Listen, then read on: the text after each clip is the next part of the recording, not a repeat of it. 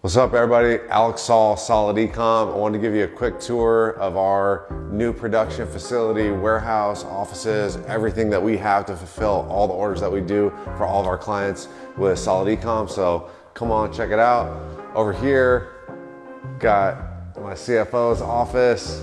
Obviously, we're just getting this thing loaded. In here, we are gonna have a podcast studio, but there's not a lot to show yet. But come on in, you can check out my office here. Come on and have a seat. You can get a quick look at what I do on a regular basis. This is where I come to have, client meetings, meeting with my team, and also make sure that all the orders are getting fulfilled on an everyday, 7-day-a-week basis. Let's go ahead and take a look at the warehouse and see all the products that we have in there and how we're set up to do all the fulfillment for all of our clients at Solid Ecom. Come on, check it on out. Let's go. So you can see that we have our fulfillment section over here, and we're getting some orders put together right now for all of our clients.